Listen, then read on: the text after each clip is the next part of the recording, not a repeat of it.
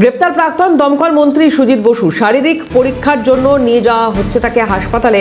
এরপর পেশ করা হবে আদালতে। পুরনিয়োগ দুর্নীতি মামলায় তলব করা হয় সুজিত বসুকে।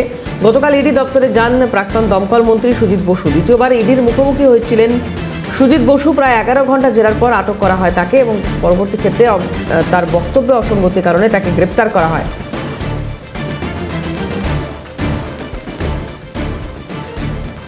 সুজিত বসু তাকে মেডিকেলের জন্য নিয়ে যাওয়া হচ্ছে এবং তারপর এখান থেকে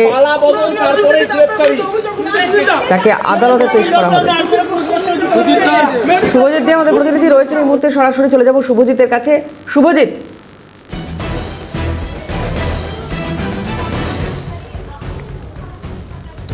দেখো দেবরতী, তোমাকে জানিয়ে রাখি যে পুরনিয়োগ দুর্নীতি মামলায় দীর্ঘক্ষণ গতকাল সুজিত বসু প্রাক্তন দমকল মন্ত্রী তাকে জিজ্ঞাসাবাদ করা হয় এবং বেশ কিছু অসঙ্গতি মেলে।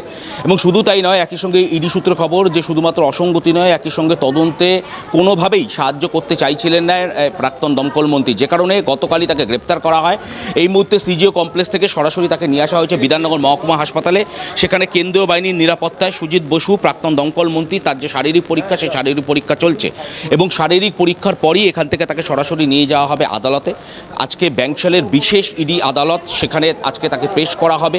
মূলত পুরনিয়োগ যে দুর্নীতি মামলা, সেই মামলাতে অয়নশীলের বাড়ি থেকে পাওয়া বিভিন্ন ওয়েমার এবং শুধু তাই নয়, একই সঙ্গে পাওয়া বিভিন্ন নথি, সেই নথির ভিত্তিতে বিভিন্ন পুরসভায় এনফোর্সমেন্ট ডিরেক্টরেটের আধিকারিকরা তারা তল্লাশি অভিযান চালিয়েছিল এবং একই সঙ্গে তল্লাশি অভিযান চলে দক্ষিণ দমদম পৌরসভায়। এবং ইডি সূত্রে খবর যে দক্ষিণ দমদম পৌরসভায় 150-র বেশি চাকরি, যে চাকরি পেছনে দুর্নীতি থাকতে পারে বলে এমনটাই এনফোর্সমেন্ট ডিরেক্টরেটের আধিকারিকেরা মনে করছিলেন এবং সেই জায়গা থেকে বেশ কিছু তথ্য প্রমাণ তাদের হাতে এসে পৌঁছয় এবং সেই তথ্য প্রমাণের ভিত্তিতেই সুজিত বসু তাকে জিজ্ঞাসাবাদ করতে চাইছিল এনফোর্সমেন্ট ডিরেক্টরেটের আধিকারিকেরা। এর আগে একাধিকবার তাকে তলব করা হয়েছে ইডির তরফ থেকে, কিন্তু বারংবার তিনি তার যে ইডির তলব, সেই তলব এড়িয়ে গিয়েছেন।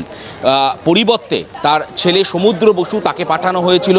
এমনটাও আমরা দেখেছি যে এনফোর্সমেন্ট ডিরেক্টরেটের অফিসে সমুদ্র বসু তিনি এসেছেন, কিন্তু এনফোর্সমেন্ট ডিরেক্টরেটের অফিসে সুজিত বসু তিনি আসেননি। গতকাল তাকে তলব করা হয়, তিনি আসেন, হাজিরা দেন এবং স্পষ্টত এনফোর্সমেন্ট ডিরেক্টরেটের আধিকারিকরা সুজিত বসুকে জানিয়েছিলেন যে তারা সুজিত বসুর সঙ্গে কথা বলতে চান এবং তাকে জেরা করতে চান। আর সেই মতোই কিন্তু তাকে জেরা করা হয় এবং বেশ কিছু অসঙ্গতি মেনে এবং সেই অসঙ্গতির ভিত্তিতেই গতকালই সুজিত বসুকে গ্রেপ্তার করা হয়েছে। এই মুহূর্তে প্রাক্তন দমকল মন্ত্রী সুজিত বসু তার শারীরিক পরীক্ষা চলছে বিধাননগর মহকুমা হাসপাতালে। সেখানে কেন্দ্রীয় বাহিনীর নিরাপত্তা রয়েছে, সেই নিরাপত্তা বেষ্টনীতে এই মুহূর্তে তার শারীরিক পরীক্ষা চলল। এখান থেকে তাকে সরাসরি নিয়ে যাওয়া হবে ব্যাংকশাল আদালতে এবং সেখানেই তাকে আজকে পেশ করা হবে।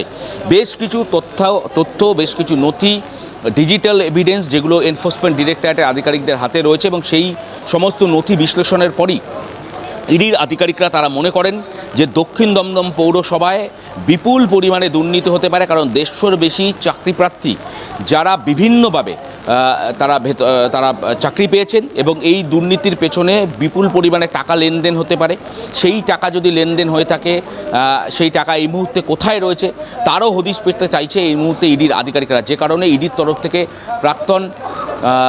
প্রাক্তন দমকল মন্ত্রী সুজিত বসু তাকে গ্রেপ্তার করা হয়েছে। আর কিছুক্ষণের মধ্যে তার শারীরিক পরীক্ষা সম্পন্ন হবে এবং তারপরে এখান থেকে সরাসরি তাকে নিয়ে যাওয়া হবে ব্যাংকশাল আদালতে এবং সেখানে তাকে পেশ করা হবে। এবং যেটা ইডি সূত্রে খবর যে তাকে হেফাজতে চাইবেন ইডির আধিকারিকরা, তার কারণ বেশ কিছু তথ্য যেগুলো গোপন করার চেষ্টা করছে সুজিত বসু প্রাক্তন দমকল মন্ত্রী, এমনটাই কিন্তু ইডির আধিকারিকরা মনে করছেন। সেই জায়গা থেকে দাঁড়িয়ে সুজিত বসুকে জিজ্ঞাসাবাদ এবং পরবর্তীতে তাদের হাতে পাওয়া যে সমস্ত তথ্য নথি রয়েছে সেগুলো বিশ্লেষণের মাধ্যমে সুজিত বসুর কাছ থেকে ক্রস ভেরিফিকেশান সেগুলোরও প্রয়োজন রয়েছে, যে কারণে তারা মনে করছেন যে সুজিত বসুকে হেফাজতের প্রয়োজন রয়েছে, যে কারণে আজকে তাকে আদালতে যেরকম পেশ করা হবে একই সঙ্গে হেফাজতে চেয়ে আবেদনও কিন্তু ইডির তরফ থেকে জানানো হবে। দেবারতী, ধন্যবাদ শুভজিৎ। কথা বলছিলাম শুভজিৎ দে আমাদের সঙ্গে ছিলেন সরাসরি।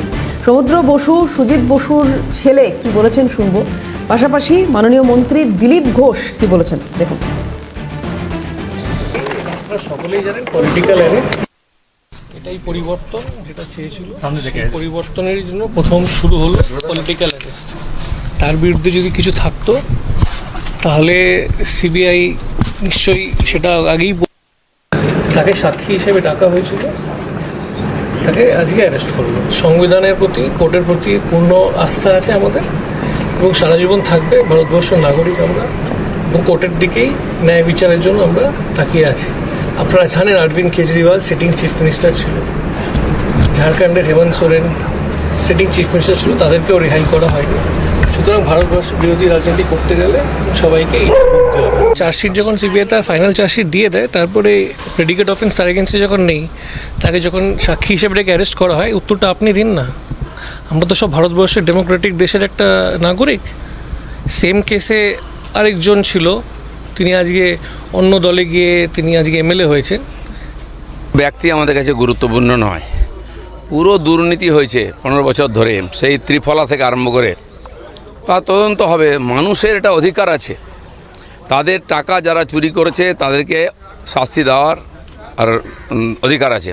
সেই জন্য সরকার এসছে, সরকারের দায়িত্ব দুর্নীতিবাজদেরকে আইনের সামনে নিয়ে আসা। প্রশাসন সেই কাজটা করবে, আইন তাদেরকে সাজা দেবে।